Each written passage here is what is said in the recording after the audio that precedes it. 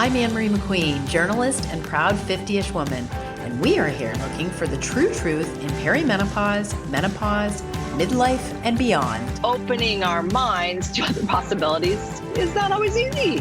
Hotflash Inc. You're all woman to me. All right, Ann Marie. Welcome to the Hotflash Inc podcast. It's a solo episode, and today we're doing something that I love to do. I'm asking just a ton of questions. I'm just talking about things that don't make any sense to me. And I've been studying hormone therapy. I've been studying menopause. I've been studying perimenopause for 5 years now, and casually before that, reading as much as I could about it. So I have a lot of things that I don't understand. And this is just like the beginning of it, but this is just me sitting down and thinking of all the things that I could write down that make no sense to me. So first of all, I think about that's why I basically launched this platform out of nothing and spend all my time doing it, because I think it's such a full, rich transition, such a pain in your ass for so many reasons. And I had such a hard time. I had such a hard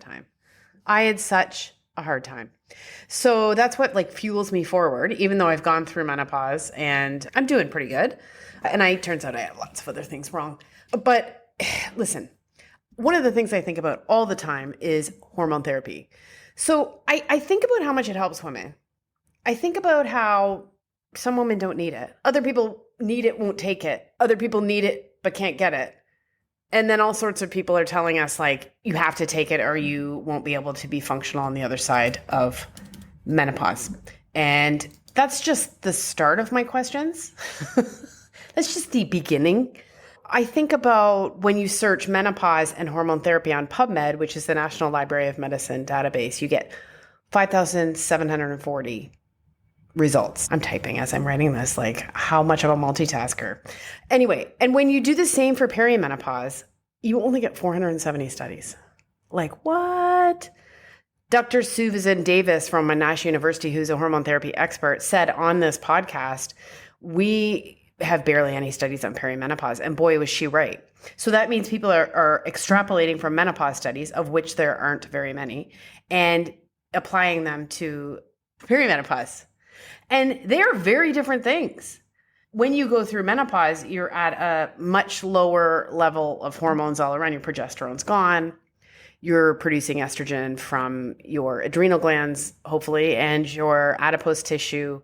And during perimenopause, you're still flowing with your estrogen, high, low. Your progesterone is falling. Your testosterone is falling. It's just very different scenarios, right? And I can attest that perimenopause was like a nightmare roller coaster. And I've went through menopause a year and a couple of months ago, and I can really feel myself evening out. And so there's not the same thing. Menopause is after you've gone a year without your period and you're not fertile anymore. And perimenopause is all the years before it when you're in a PMSy puberty stage, but the other end of it. In the grand scheme of things, we don't have enough research about it. And I just found out that there's way more research on cows and hormones than women in hormones. There are more than 35,000 studies on hormones in cows for milk production and all the rest of it. So that just shows you that's a really big business. More big business too. I guess people are going to figure that out. More about hormones in cows than they do in us. That's the bottom line. So anyway, this is a dearth of information, and it's what's got me scratching my head all the time at the things I hear online, read in the media, and hear right here on my podcast from doctors and people I respect as experts. But everyone has gaps in their knowledge. Here they are. I've numbered them, but they're in no particular order. Except number one is the biggest head scratcher to me. Number one is how many doctors don't really seem to understand the difference between progesterone and progestin. This slays me. This is something that there's almost like the right and left when it comes to menopause treatment, because you have mainstream menopause and you have naturopathic doctors, integrative functional. I can say whatever, they're on the right. I'm waving my right hand. So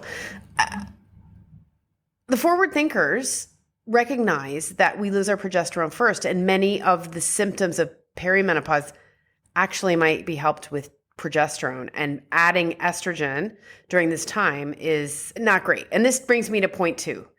The menopause industrial complex has an estrogen first, estrogen always approach.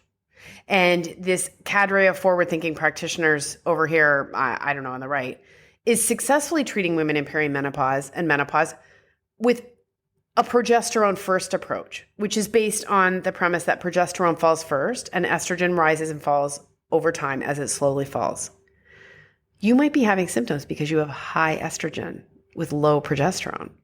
And a lot of doctors will confidently tell you that you need estrogen for that. And a lot of other doctors will say, that's crazy. Why would you add more estrogen to high estrogen? High estrogen is causing the problems. But on the mainstream, there's not even really any recognition at all that this is even the case. It's incredibly odd. Number 3, there are doctors who refuse to acknowledge that estrogen could be dominant or that there is even anything called estrogen dominance. And they're learning about it more, and you're seeing more doctors in the mainstream talk about high estrogen, but certainly don't call it estrogen dominant. For some reason, that term is verboten, and I can only guess why. Feels like messaging coming from somewhere. It just seems like messaging. Dr. Jen Gunter wrote a whole piece about it, about high estrogen.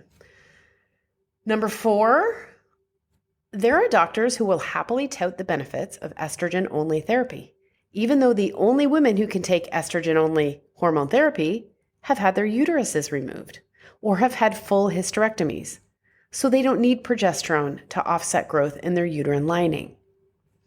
But what you're doing is talking about estrogen-only therapy that only some women can use and extrapolating those benefits that have been found in scientific research to all women. And it's not fair because I can't take estrogen-only therapy.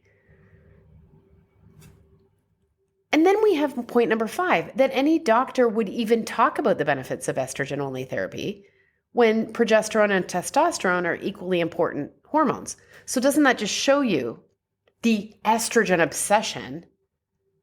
Just progesterone and testosterone are nothing because people are happy to tell you how great the results are in the scientific literature from estrogen-only therapy, which is just, it's all so strange to me. And then number 6 is that any doctor would speak confidently, repeatedly about the awesome benefits found in the scientific literature from estrogen-only therapy without stopping to ask themselves, why would we give women only estrogen after a hysterectomy? After all, they walk into the hospital with all their hormones intact. Why did they only need one replenished or replaced? And I'm talking about women who have hysterectomies or partial hysterectomies well before menopause. The guidance is that they really should take hormone therapy up until at least the age of menopause, because the outcomes when you lose all your hormones early and all at once are not great across the board. It's always worth pointing out. Okay, number 7, that doctors would talk about estrogen-only therapy without acknowledging the very real increase in associated risk for ovarian cancer for women who are on it, which seems to be offset by the addition of progesterone. So just let me repeat that. There is an increased associated risk for ovarian cancer when women are on estrogen-only therapy. So women have a partial hysterectomy. For some reason, they're given estrogen-only therapy. Duh, it's 2024. But this has been happening for years. And then there's a greater risk for ovarian cancer. They've got their ovaries. And this is demonstrated in the literature, and I never hear anyone talking about it or acknowledging it anywhere. I could miss it. It's not like I'm on duty 24/7, but I'm just saying I have yet to ever. I was blown away when I learned that a couple of months ago and looked at the body of research. It's very compelling. Number 8, that it has been 20 years since the Intrinsa patch was rejected by the FDA. And the Intrinsa patch was a testosterone patch for women. And there's been nothing new offered since then. That was it.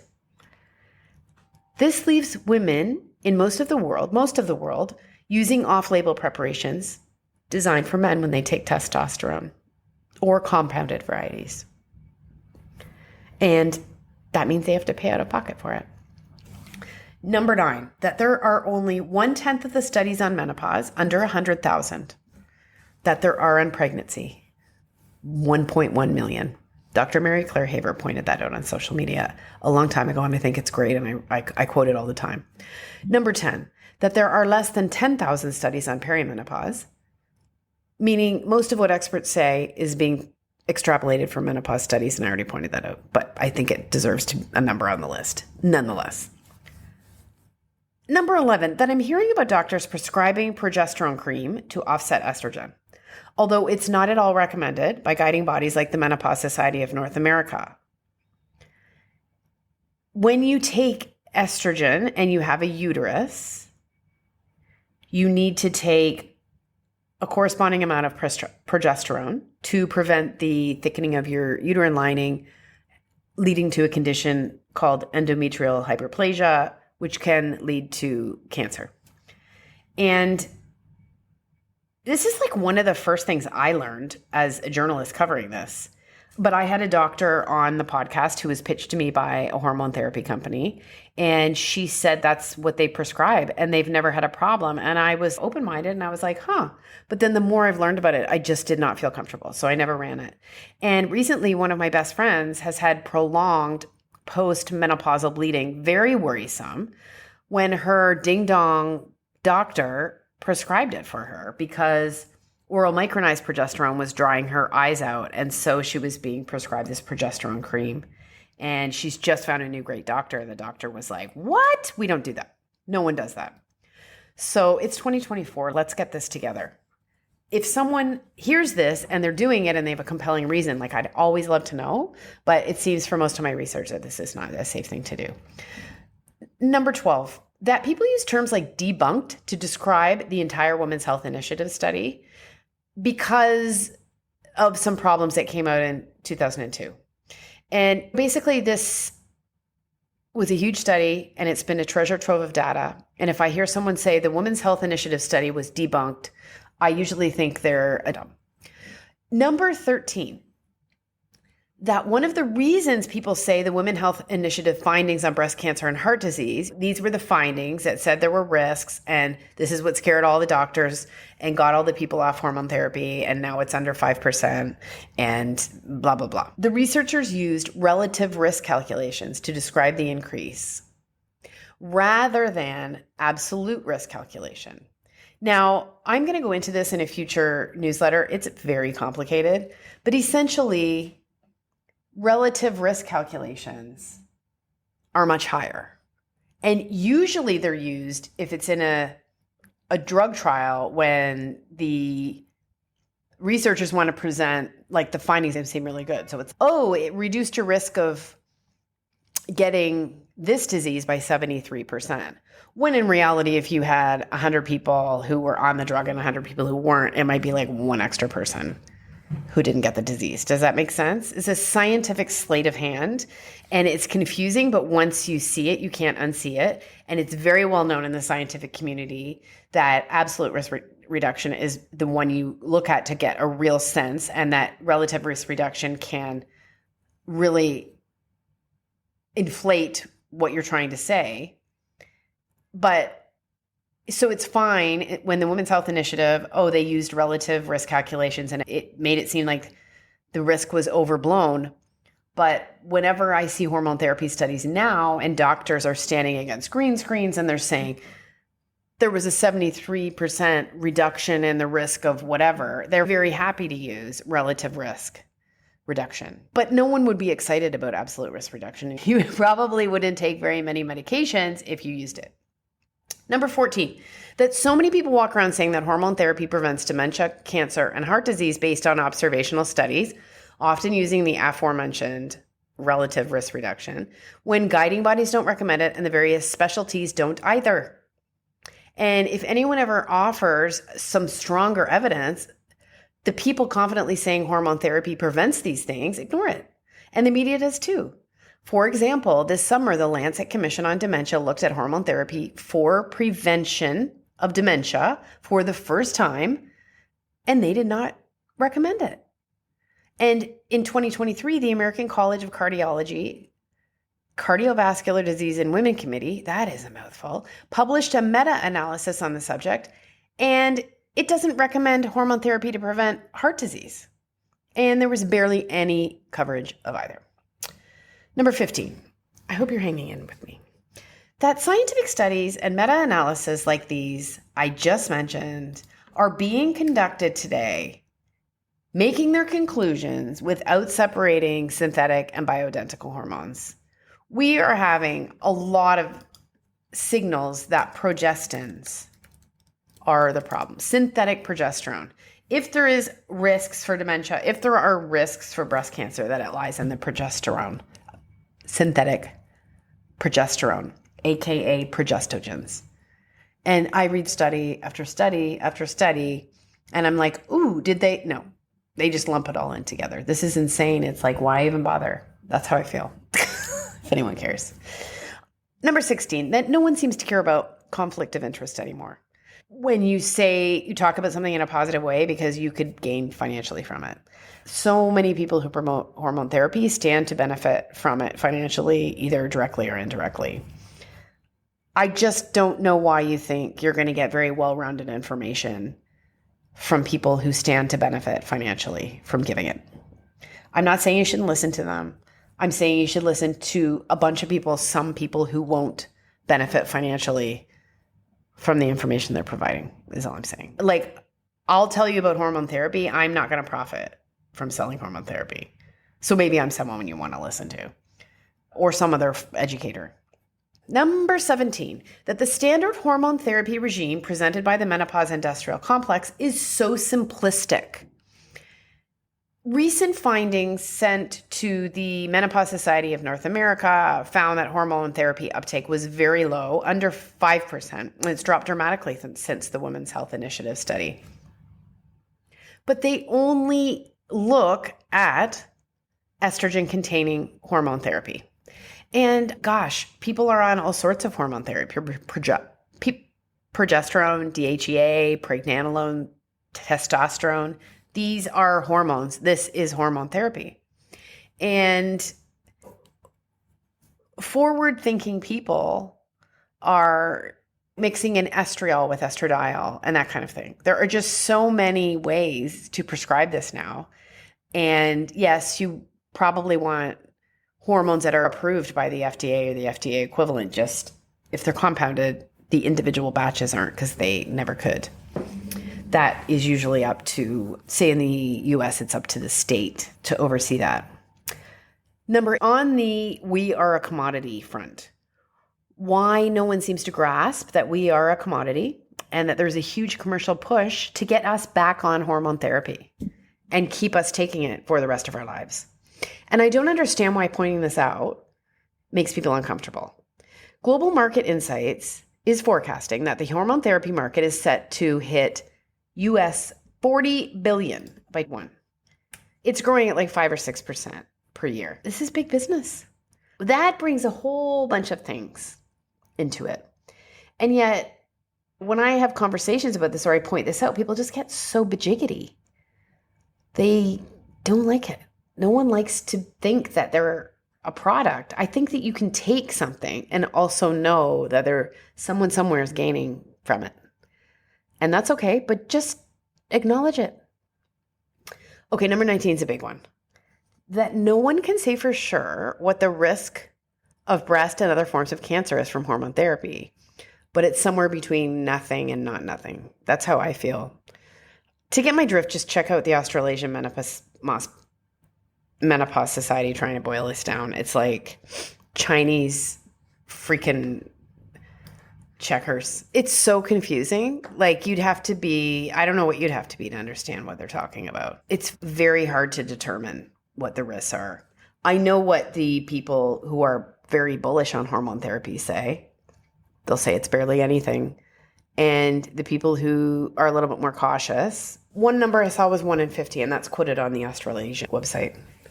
1 in 50 women will go on to develop breast cancer who went on hormone therapy. Mostly, if you go on it in the window of opportunity within 10 years, closest to menopause. That's the guidance, but it's still so confusing. Like last night on TikTok, I heard a doctor I like, a naturopathic doctor, say estrogen does not cause cancer. It can grow it, but it doesn't cause it. And I'm just like, it can grow? What do you mean? You can't say that in a TikTok video and then just move on. It wasn't even the whole subject of the video. And no one in the mainstream knows anything about detoxification pathways and estrogen metabolization. And these are real. There's something I've got to get into another day, but there is a way to metabolize your estrogen that is good, and there's a way that's not as good. And one involves you excreting it, and another involves it recirculating in your body. And certainly you don't want that. You really don't want that. You want it being made and then going out. And I personally know of 2 people who have developed breast cancer within a year of going on estrogen-containing hormone therapy. And one of the things their doctors said, it's not hormone therapy, but you do need to go off hormone therapy. And to the average woman, that's just like freaking very confusing. And just as a PS here, I see doctors downplaying the risk of hormone therapy. I think to be like, hey, don't worry about it, go on hormone therapy. They're downplaying the risk of breast cancer. I see doctors doing this lately all the time, and I think it's really unfair. We've grown up being scared of breast cancer and having it drilled into our heads, and now to be told like you're silly because you're worried about it, like it will turn your life upside down. And if you take chemo and you have radiation, there are all sorts of effects from that. It is not anything anyone should be downplaying, even if it's much more survivable than it's ever been. Number 20, that some people love hormone pellets. These are little things they put in under your skin, and they stay there for months. You can't get them out. And some people love them and swear by them, including 80s supermodel Kim Alexis from America. She was on the podcast and said she loved them and they helped her. Doctors practiced in them, say they work, say most people who are opponents don't understand how they work. They don't understand how to test for testosterone. Dr. Angela DeRosa on this podcast is excellent. Go back and listen to her podcast if you want to learn more about this. She's supposed to be coming back on. And then there's all the people that just call them the work of the devil. There's many people who think pellets are the work of the devil. I think the problem is that they're probably offered by people who don't know what they're doing. And there's awful lot of people who don't know what they're doing. And I agree. I would not want some pellets put in my body by someone who didn't know what they were doing and that I wouldn't be able to get out. That would be that's a nightmare. But they work for a lot of people. And number 21, I have seen multiple doctors on social media say compounded hormones are a scam. Compounded hormones are made in a pharmacy by a compounding pharmacist, and they're just bespoke preparations of hormones. Because some people can't take the commercially produced forms of hormone therapy because they have incipients, which are ingredients that they can be toxic for some people. So they're not a scam. Yes, take the commercially available, probably cheaper version, but compounded hormones fill a very big need. And so I've literally seen these big doctor menopause gurus talking about, say, compounded hormones are a scam. I've seen multiple of them say the exact same thing. And then there was a trend where everyone was putting on their hormone therapy. It was like a song, and everyone was like putting their patch on and taking their little white pill. And then they were taking their testosterone. And they were these little clicky tubes that you get of compounding hormones. And I was like, I heard you say compounded hormones were a scam. And now you're holding up your little tube of compounding hormones. What is going on? Anyway, I'd like to know what makes you scratch your head. Thank you for listening all the way to the end. I'm going to dive into each one of these topics over the coming months in depth, methodically. And I'm going to do that over on my Substack. That is at hotflashinc.substack.com. That is my newsletter. That is my platform where I produce my research. And there is a free version and there is a Hotflash Inc. Pro paid version where you get a lot of extras. And I would love to see you over there. It's quite a community. I am, so far as I know, the only journalist that is looking at menopause in this way and perimenopause and has devoted this much time and has become this much of an obsessive about it. Lots of people are writing about this transition and midlife, but I don't know that anyone's doing it in the way that I am, and I find that very strange. Thank you for listening to the Hotflash Inc. podcast. And never forget, no matter where you are in your midlife transition, this is going somewhere good. Hotflash Inc. was created and is hosted by Ann Marie McQueen, produced and edited by Sonia Mack. The information contained in this podcast is intended for informational purposes only and is not intended for the purpose of diagnosing, treating, curing, or preventing any disease. Before using any products referenced on the podcast, consult with your healthcare provider, read all labels, and heed all directions and cautions that accompany the products. Information received through the podcast should not be used in place of a consultation or advice from a healthcare provider. If you suspect you have a medical problem, i.e. menopause or anything else, or any healthcare questions, please promptly see your healthcare provider. This podcast, including Ann Marie McQueen and any producers or editors, disclaim any responsibility from any possible adverse effects from the use of any information contained herein. Opinions of guests on this podcast are their own, and the podcast does not endorse or accept responsibility for statements made by guests. This podcast does not make any representations or warranties about a guest's qualifications or credibility. This podcast may contain paid endorsements and advertisements for products or services. Individuals on this podcast may have direct or indirect financial interest in products or services referred to herein. This podcast is owned by Hotflash Inc. Media.